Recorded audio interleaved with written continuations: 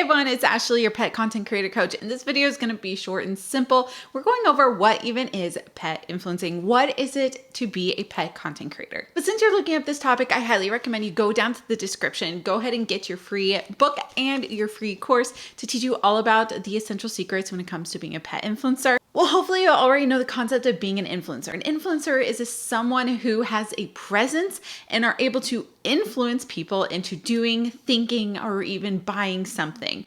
So we all know influencers, we know celebrities, we know people who are famous online. They're essentially people who literally can say, hey, I really like this t-shirt. You should buy it. It's on Amazon. And then all these people flood to Amazon and buy the shirt because they're like, hey, I trust them when it comes to that person, and I want to buy that too. So the concept of being a pet influencer is literally building up a social media presence of your pet, your dog, your cat, your bird, whatever. So by using the social media presence, you're able to then use the presence of your pet and their authority and the trustworthiness that you have built with a core audience online, and literally be able to say, hey, I really love this pet food. Here's a code that you can get a 20% off discount, and then you could potentially make money off of that. Really, the appeal with being an influencer is the monetization. Obviously, a lot of people know that you can make hundreds and thousands of dollars a month being a pet content creator, being an influencer of any niche out there. With that broad overview, let's go ahead and go into a few specific things if you're considering being a pet influencer, but there's a lot of other things to think about. So let's go ahead and dive into a few more bullet points here. First, we need to think about if you're wanting to be a pet content creator, there are a lot of different subcategories. So a few subcategories, we've got the entertainment, we've got advocacy, education, and also through just promotion. So each of those means something completely different. You are using your pet to serve some purpose. So if you were to serve the purpose of entertainment, I call this mindless entertainment because a lot of people love watching cat videos or dog videos or funny parrot talking videos, right? But when it comes to entertainment, you are just providing someone comedic relief. You're providing someone something that makes them smile or makes them think of their old pet or something like that. So something else that you can do is be an advocacy channel.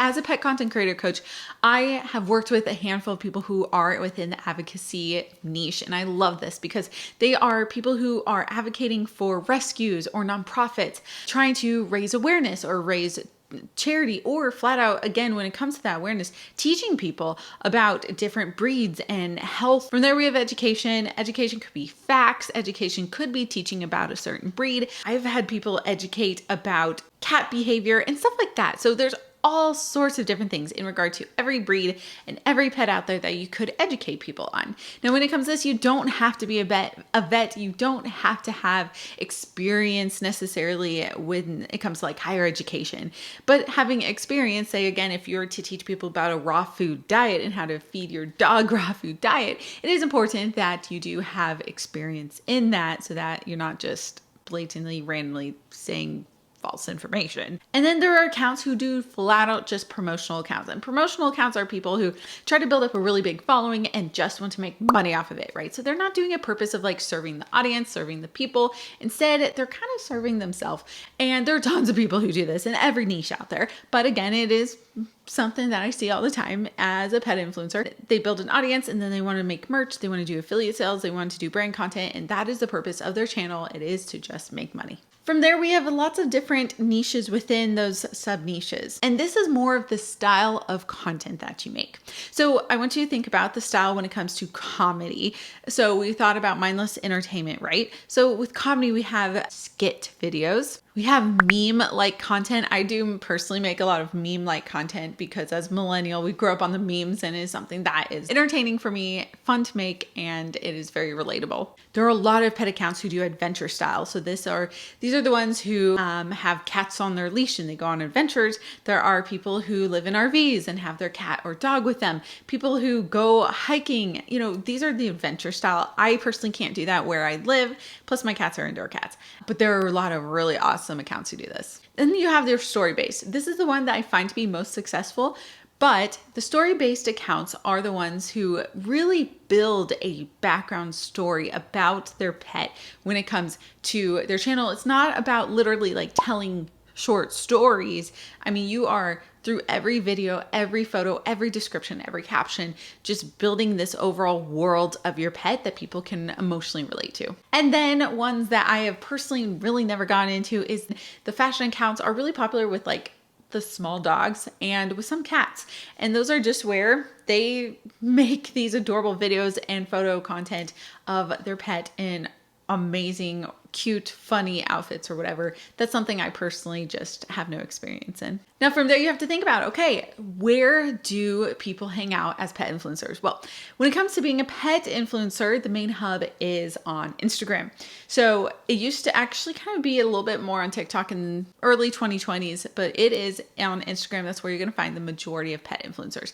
Secondary from that is TikTok, where you'll find a ton of pet influencers, and tertiary from that would be YouTube. And then of course we have to touch on how do people actually make money as a pet influencer. Really the biggest ways, we're talking affiliates, brand deals, merchandise, stuff like that.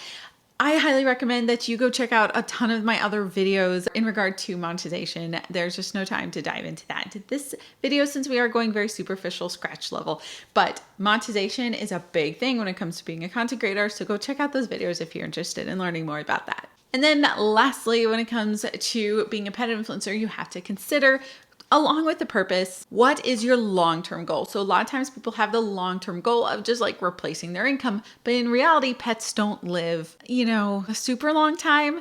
And so you have to think about the long-term impact. So is your impact for advocacy and you want to build big, strong relationships with nonprofits and different organizations? Is your goal to make a cultural influence? So again, you may want to be the next meme cat. Whatever it is, you want to kind of think about your long-term goal, especially if you do have more of a senior pet or a pet that is a little bit more mid-age. So all in all, that is a lot to say for the basic question of what is a pet influencer. But again, it is so important to realize that it's more than just an Instagram account of a cat. There is so much more you have to consider in regard to niching down when it comes to being a pet influencer. If you're ready to become a pet influencer yourself, I have all the resources. Check it out down in the description, get your freebies, and I'll see you in the next video.